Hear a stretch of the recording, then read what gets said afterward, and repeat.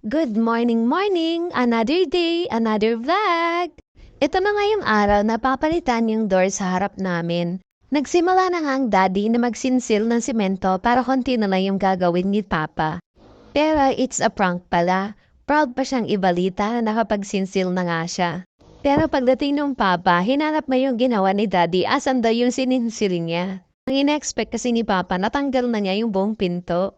Dahil may trabaho nga ang daddy sa araw na yan, kaya si Papa na rin ang nagtuloy magtanggal ng pinto. Habang nagtatrabaho sila sa harap, dito naman ako sa kusina, busy sa aking luto serye. Nag-init nga po yan ng mantika, then nilagay ko na yung bawang at sibuyas. Tapos hinalo-halo ko lang yan yung bawang at sibuyas.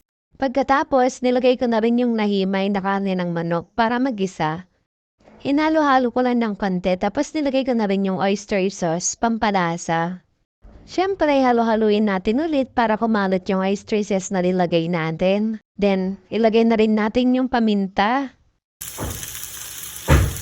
Nilagyan ko nga din ng liquid seasoning, pandagdag lasa. After ko nga magisa yung manok, nilagay ko na rin yung carrots. Tapos, sinunod ko na rin yung repolyo. So, alam niyo na ang lulutuin ko guys, ang pambansang handa.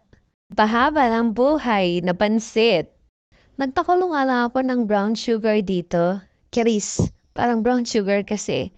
Habang kumukulo nga yung pansabaw ng pansit, nilagay ko na rin yung binabad kong bihon.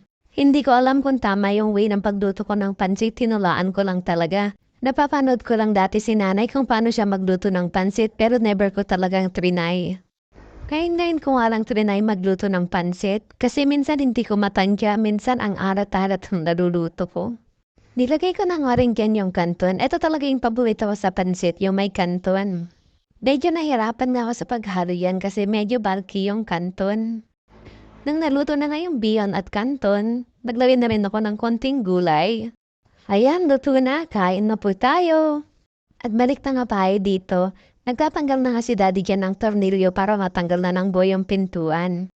At sa wakas natanggal din after 10 years. At sinimento nga lang nila dyan yung hamba tapos sininday ng 2 days para daw tubigas, para daw hindi siya malaglag pag nilagay na yung pinto kasi sobrang ang bigat. Tapos pagbaba nga namin kinumagahan, may umiiyak na pusa. Si Snow pala umakit sa may bintana tas hindi na niya alam kung paano bumaba kaya yan tinulungan ko na lang siya. Tapos pinakain ko na rin, nagugutom yata kaya gusto niyang pumasok. Kaso hindi niya mahanap yung pinto kaya napaakyat siya sa bay bintana. Lagyan kasi ng daddy ng mga halaman dyan sa harap para daw mas safe. At eto na ikabit na nga rin nila at nagva-varnish na nga dyan si Papa. Hindi pa nga tapos dyan mag-varnish pero gandang-ganda na ako sa resulta. Nakalimutan ko ang mag-video dyan ng before kaya hinanap ko na lang yung old, yung hindi pa nalilinis. Kaya eto na yung before. At ito naman yung after. 'Di ba? Ganda. O siya, salamat sa panonood. See you on my next one. Ingat. Bye-bye!